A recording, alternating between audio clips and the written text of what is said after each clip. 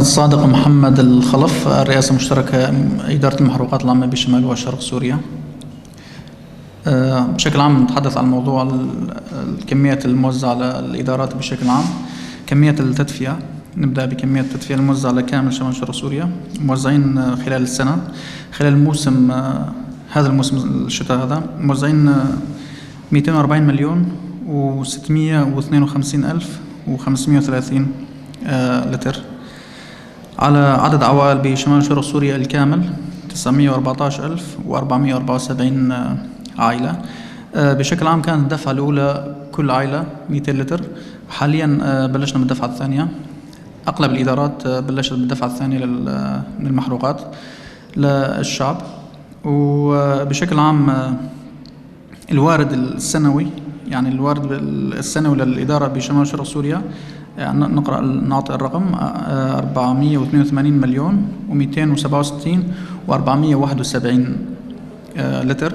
في حسب الإدارات، هاي الأرقام حسب الإدارات. في إدارات مديرية المحروقات، لأن مديرية المحروقات شكلت بشكل عام من جديد من تاريخ 1/9. في إدارات أعطت تقييمها السنوي، في إدارات أعطت من تشكلت مديرية المحروقات، وفي إدارات كمان تشكلت جديد من الشهر 12، يعني حسب كل عمر إدارة. يعني هذا الرقم فادونا فيه.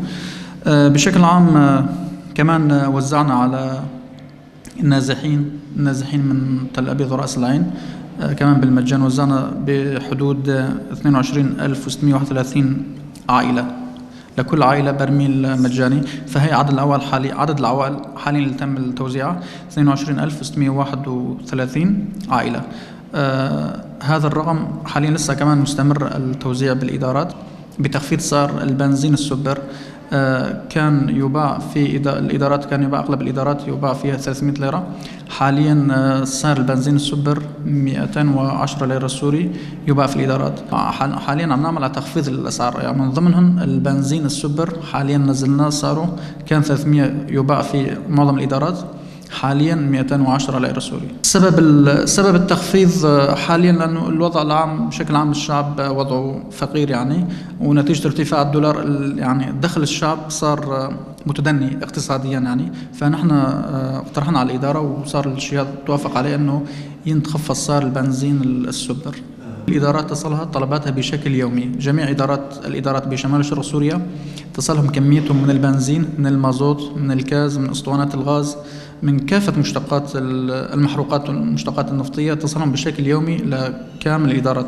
ويعني ما في إدارة تواصلت معنا أنه في عندنا نقص. أغلب الإدارات الكميات موجودة بشكل عام.